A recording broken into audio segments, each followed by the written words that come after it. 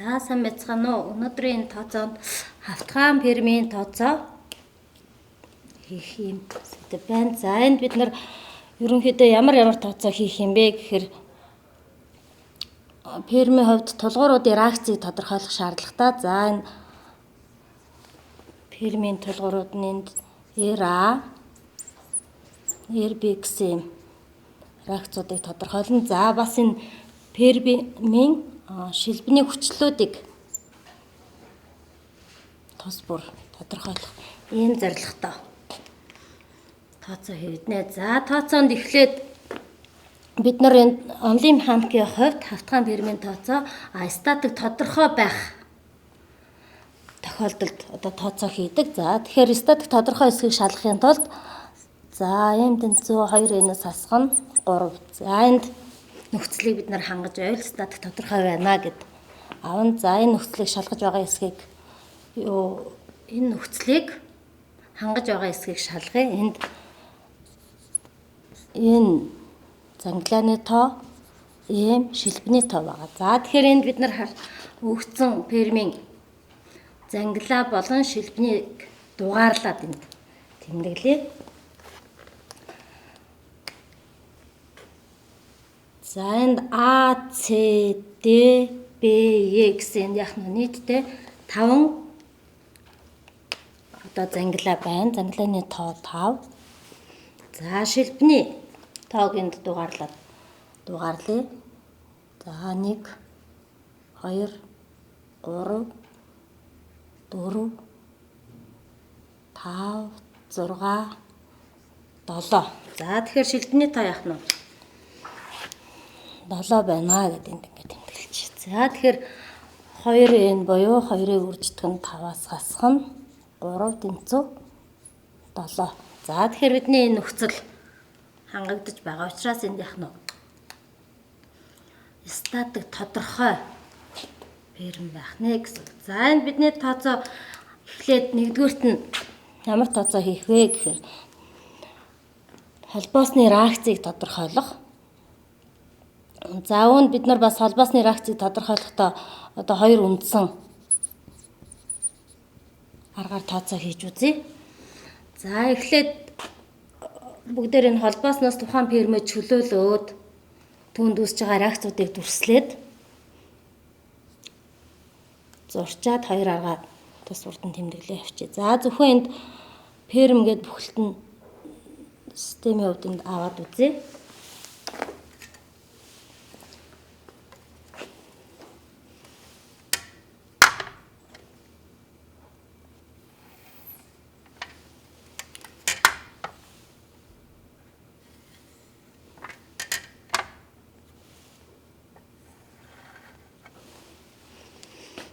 За энэ даацыг. За би холбоос байна гэдэг.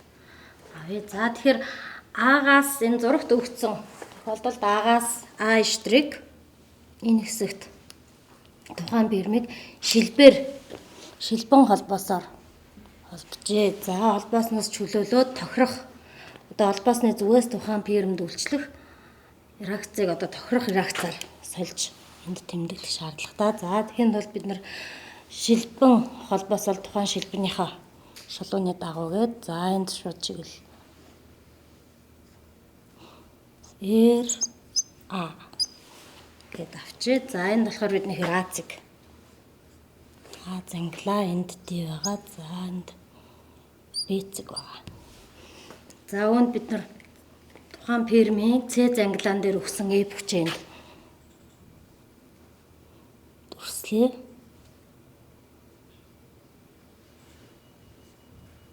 За энд C зангилаан дээр F хүч өгсөн байна.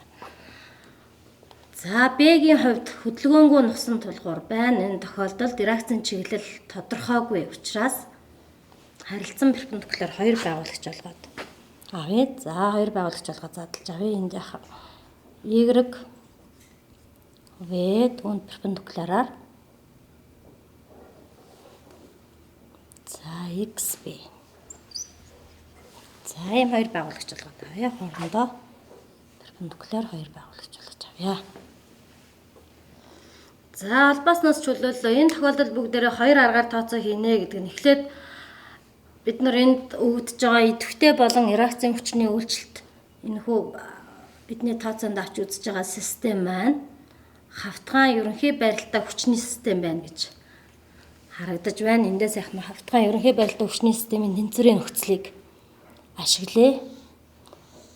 За тэнцвэрийн нөхцөл нь 3 хэлбэрээр өгдөг. За эхний үндсэн хэлбэр болох тухайн x, y тэнцвэртэй хүчний хоригцуудын нийлбэр тэг. Тэгээд аль нэг зэгтээ харьцангуй хүчний моментуудын нийлбэр тэг гэсэн үндсэн нөхцөлийг авъя. За үүнийг бүгдээрээ моментоо b зэгтээ харьцангуй хүчний момент гэдгээр авъя. За ингэж авчаа. За үүнд бүгдээрээ чиглэлээ. За x-ийн хэрэг чиглэлийг энэ чиглэлд авъя. За y хэрэг чиглэл. За моментын хэрэг чиглэлийг цагийн зууны эсрэг бахаар тус тооцож авъя. За энд 30 градусын онцөг өгсөн. За тэгэхээр энэ реакцуудаа тухайн тэнхлэгтээрээ проекц болгоод байгуулагчид задлаад авъя. Тэгэхээр реак энд бид нар яах нь Ира синус 30 градус. За түүнд перпендикуляраар тухайн хоёр байгуулагч болгоод задлж авбал Ира косинус 30 градус гэдэг тус авъя. За ингээд тухайн 3 тэгштэглээ зургийнхаа схемийг харж байгаа ч тэмдэглээ явчих. За x тэнхлийн дагуу Ира косинус 30 градус. За нэмэх тэмдэгтээ xb тэнцүү тэг. За y. За энэ захаас эхлээ дараа Ира синус 30 градус. За F хүч y-ийн хасах чиглэлд за нэмэх нь y тэнцүү тэг. За B зэгтээ харьцангуй хүчний моментыг бичээ. За энд тухайн B зэг дээр момент чид x, b, y энэ хоёр хүчний проекц орохгүй тухайн B зэгийг дайран гарч байна. Тэг болно. За тэгэхээр эндээс Ира синус 30 B зэгийг тойроод цагийн зууны дагуу учраас гэд. За асах тэмдэгтээ Ира синус 30 градус. За үржих нь эндээс B хүртэлх энэ хүчний мөр гэх юм бол энд бид нар 2А байгаа гэж харж байгаа тийм ээ. За 2А хүчний мөр нь. За дараа нь Ира косинус энэ проекц B-г төрөө бас цагийн зууны дагуу учраас хасах нь Ира үрждэг нь косинус 30 үржих нь. За бас энэ фермийн өндөр бол бас бидэнд харагдж байгаа. Бас 2А гэж өгсөн байгаа энд. За 2А. За F хүч B зэгтээ харьцангуй B зэгийг тойроод цагийн зууны эсрэг нэмэх тэмдэгтээ F хүчийг үрждэг нь А. Хүчний мөр тийм ээ. За тэнцвүүд гэсэн ийм 3 тэгштгэл. Хавтгаан ерөнхий барилтаа хүчний системийн тэнцвэрийн нөхцөл болох энэ 3 тэгштгэлийг бичлээ. За эндээс бүгдээр үл мэдгэдэгчүүдээ харчээ. Бидний олох гэж байгаа үл мэдгэдэгчүүд. За Ира байна. Энд XB. За Ира YB. Энд Ира. За энд бас Ира. За эндээс харахаар 3 дугаар тэгшгэлд Ира гэсэн үл мэдгэдэгч зөвхөн нэг үл мэдгэдэгч байгаа учраас бүгдээрээ 3 дугаар тэгшгэлээс Ира гэсэн үл мэдгэдэгчийг эхлээд холыг. За эндээс ира. За хоёулаа хасах тэмдэгтэй байгаа юм байна. За эндээс харахаар яах нь энд F хүчийг үржих нь А хуваахан. За 2А хаалтнаас гаргаад за энэ хоёр хоёулаа тэнцвүүгийн нөгөө талд гарсан гэж үзэх юм бол нэмэх тэмдэгтэй синус 30 градус дээр нэмэх нь косинус 30. За ингээд авчаа. За ингээд орлуулахаар бидний F хүч. За А одоо геометр хэмжээс биднэрт бүгд өгсөн байгаа. Эндээс орлуулаад тон орлуулгыг хийх юм бол 100-ны 8 кг ньютон. За А-гийн реакцийн хүчний хэмжээг тодорхойлоод тэмдэг нэмэх гарсан бидний авсан чиглэл лийн дагуу гэж харах нэ. За дараа нь нэгдүгээр тэгшгэлдээ орлуулад эндээс яхна нэгдүгээр тэгшгэлээсээ XB гэсэн B хөдөлгөөнгөө нугсан тулгуурын X-ийн дагуух проекцийг олё. XB гэхээр хасах ира косинус 30 градус. За энд хасах тэмдэгтээ орлуулад энд гаргах юм бол хасах тэмдэгтээ 0,943 кг ньютон. За хоёрдугаар тэгшгэлд модуль орлуулад эндээс яах нь YV проекцийг олъё. За YV-г за F хүчнээс асах нь ира синус 30 градус. За энд модулинд орлуулаа гаргах юм бол YV нь 2455 кН гэсэн юм хэмжээтэй проекц гарах нэ. За эндээс бид нар юуг харах юм бэ гэхээр энд бид нар XV, YV энэ хоёр хүчний проекц хоорондоо харилцан перпендикуляр эндээс яах нь шууд B хөдөлгөөнгөө нугсан тулгуурын реакцийн хүчний хэмжээг Пифагорын теоремоор шууд олох боломжтой. Энд яах нь XB квадрат дээр нэмэх нь YV квадрат. За вектор хэмжигдэхүүний модулыг инхүү. За 2632 кН Б-ийн реакцийн хүчний хэмжээг инхүү болж болох юм аа.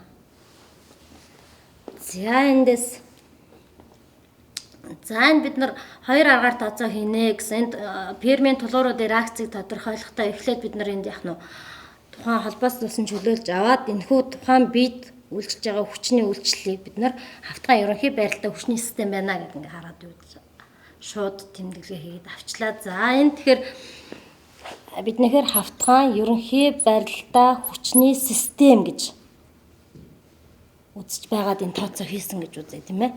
За нэгсэндээ бид нар энд үйлчилж байгаа идэвхтэй болон реакцийн хүчнүүдийн байрлал чиглэлийг хараад инхүү хүчний системийн ангиллаар харж болж байна. За нөгөө нэг арга нь бид нэр нөгөө талаасаа яаж энэ тулгууруудын реакцаараа өөрөөр болох вэ гэхээр энд за бидний А-гаас одоо А эштрийн тухайн пермиг одоо А эштрэг гэсэн шилбэн холбоос болон Б хөдөлгөөнгөө нугсан тулгуураар холбосон B гэдэг ингээд яг үндсэн зурган дээр ахаад ингээд харах юм бол бидний одоо тооцож байгаа за энд би дахиад яг энэ тооцооныхаа схемийг зөвхөн пермийн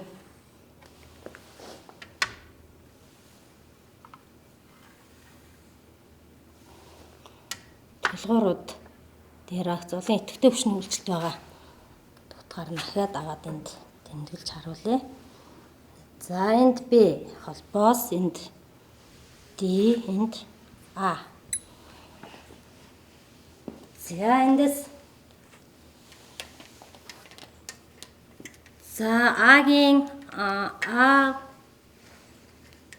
зангилаанд үйлчилж байгаа холбоос чиглэл бол шилбэн холбоос учраас ойлгомжтой шууд ийш тухайн шилбэнийхээ дагуу чиглэлийг яг дурын чиглэлд авч болно гэдээ авцсан. За энд эр а. За гэтэл энд яг нь С зангилаан дээр үсэх цаанаасаа өвдсөн байгаа идэвхтэй F хүчийг энд дахиад үрслээ. С зэгт. За энд бидний С зэгт F идэвхтэй хүч үйлчилж байгаа энэ С зэгт. За ингэхээр Б-гийн Б зэгт үйлчлэх холбоосноос тухайн бид үйлчлэх реакцийн хүчний чиглэл тодорхойгүй. За тэгэхээр энийг би ямар байдлаар тайлбарлах гээд байна вэ гэхээр энэ тухайн хавтгаан хүчний системд тухайн би параллел биш гурван хүчний теоремыг энд ашиглаж болно. За тэгэхээр энд яг нь гурван хүчний үйлчлэлд байгаа хавтгаан хүчний системийн хувьд за энэ хүү хүчний үйлчлэлийн шугамуд нь нэг цэгт огтлцсноо гэсэн параллел биш гурван хүчний теорем байдаг. За тэгэхээр яг энэ теоремыг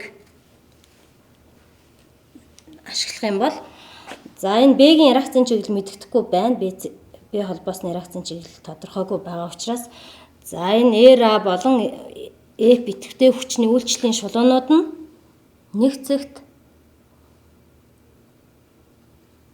шулуунуудын огтлцол дээр нэг цэгт огтлцох бөгөөд энэ огтлцох за энэ цэгээ бүгдээр К цэг гэдээ авчих.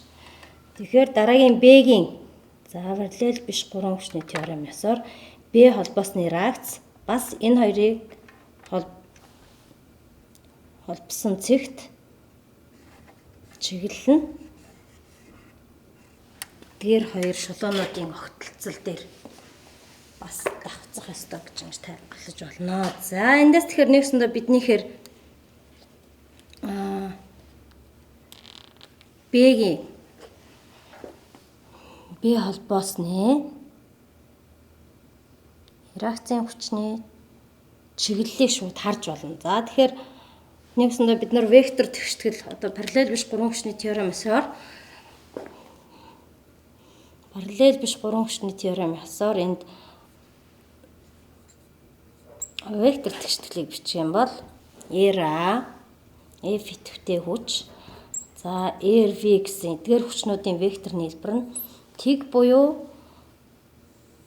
параллел биш гурван хүчний векторны хэлбэр тэгтээ тэнцүү энэ гурван хүчний үйлчлэлд би тэнцвэртэй байхын тулд хүчнүүдийн үйлчлэлийн шулуун нь нэг цэгт огтлцсноо нөгөө талаас тийм ээ ингэж тайлбарлаж болно.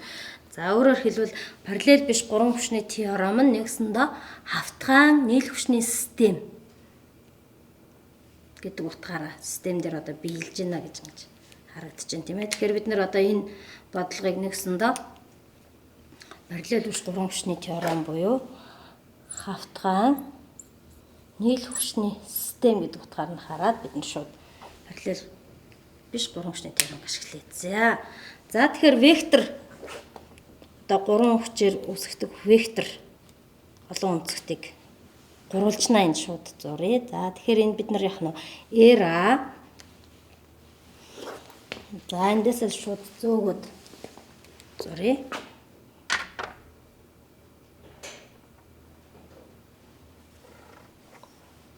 РА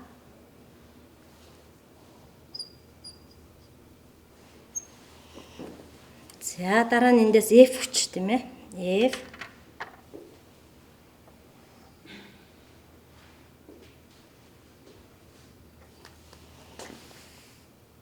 идэвхтэй хүч.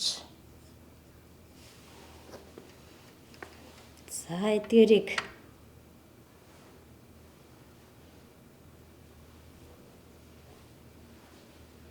авсан шулуунаа яшаа татчихъя.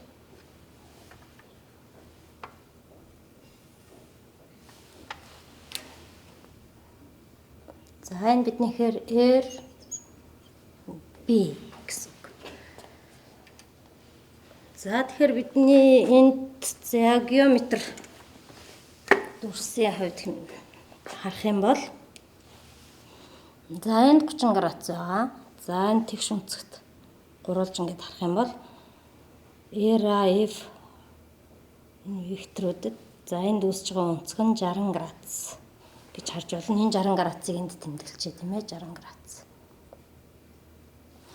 За тэгэхээр энэ F хүч RB, RA гэсэн энэ хүчний дээр үүсгэгдэх одоо дурын гурвалжин энд гарч ирж байна. За эндээс геометр хэмжээсийн хувьд бид нар энд үүсэж байгаа өнцгүүдийг олох шаардлага гарч байна. Нэгсэндээ энэ 60 градус. За энд аль нэг өнцгийг олж иж нөгөө өнцгөө гаргаж авна тийм ээ. За энэ өнцгийг бүгдээрээ гамма өнцөг гэж тэмдэглээд харъя. За энд байгаа гамма өнцгийг одоо эндээс тооцож харах юм бол за энэ хүчний системээс ингээд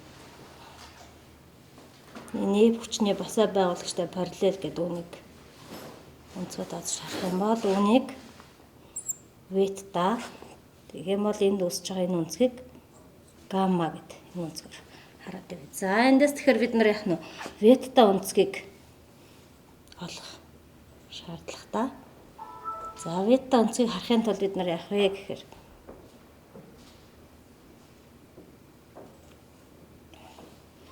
за энд цэцэг байгаа. За К-гаас доошоо энд болгож байгаа энэ нэг бид нар К штрик гэдэг авчих. За тэгэхээр гурвалжин К штрик Б-гийн хувьд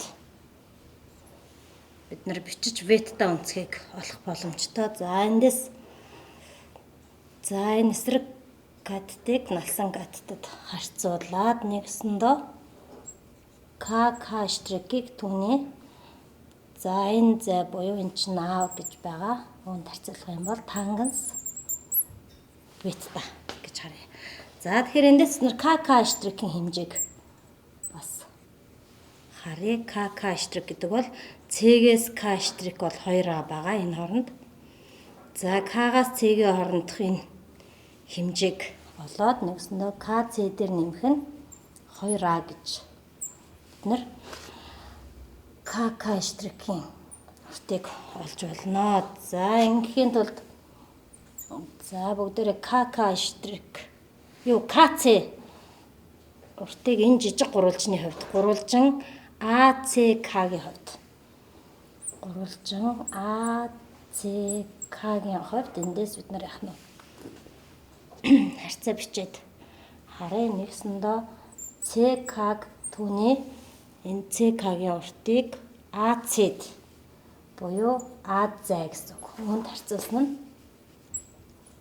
тангенс за энэ 60 тангенс 60 гэд авах юм бол эндээс бид нар яах нь ЦК-гийн хэмжээг за тангенс 60 гэд бодлуулад 1154 метр гэдэг ингээд болчих жоо. За үүнд 1154-ыг энэ 2А буюу 4-ыг нэмээд энэ нийт яах нь КК штрикийн урт бол 5154 метр гэсэн ийм хэмжээтэй болно. За одоо эндээс бүгдээрээ тангенс веттагаа олъё. За КК штрик нь энд бид нар олсон 5154 метрийг А тарцуулна. Буюу 2 метр байгаа. За энэ харьцаа бидний хэр юу юм гэхээр 2577 гарчаа. За энийг тригонометрийн хойролт хийгээд энд харах юм бол 69 градус 1 минут гэсэн юм гарч байгаа. За бид нар энэ ветта өнцгийг олчлоо 69 градус гээд. За тэгэхээр эндээс гаммаг олохын тулд энэ 90 градусаас тийм ээ гамма өнцгийг бид нар яаж олж болох юм бэ гэхээр 90 градусаас түүнийхээ энэ веттаг хасаад бидний гамма өнцг олдно. За тэгэхээр 90-с 69.1 гэхээр энд яах нь 20 градус минут гэсэн.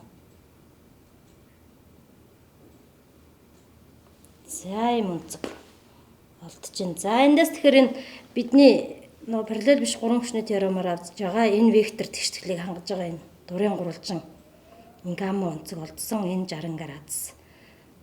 За тэгэхээр энд 60 гэдэг чинь 180 102-оос энийг хасахаар энд яах нь 99 градус 1 минут энэ өнцгийн хэмжээ юм гарч байна. За тэгэхээр энэ дурын гурвалжны хувьд бид нар яах нь синусын теоремыг бичих боломжтой. Синусын теоремыг энд бичээ. F хүчний тухайн дурын гурвалжны тухайн тал түүний эсрэг орших өнцгийн синусын харьцаа нууд хоорондоо тэнцүү байна. За синус F хүчний эсрэг синус 99.1. За дараагийнх нь Ирагийн эсрэг гамма буюу синус 20 градус 9 минут. За дараагийнх нь RB харьцуулах синус 60 градус. За ингээд энэ синусын теоремоос бид нар яах нь үл мэдгэдэгчийг тус бүр олон энд бид нар F хүч мэдгэж байгаа. За энэ гурван өнцгийн одоо орлуулад бичих юм бол эндээс яах нь мэдгдэгчтгэлээс R-аг болон RB-г шууд олдож байна гэд. За R-гийн хэмжээ бол энд манганы 8 килонewton. За RB нь бол 2000-ны 632 килонewton. За тэгээд энэ R болон RB-г бид нар өмнөх одоо автгай ерөнхий барилтаа хүчний систем дээр болоход энд R ийм гарсан. RB ингэж болохоор 2000-ны 163 гэдэг ингээд энэ хоёр өөрөөр бодоод хоорондоо тэнцүү гарч байна.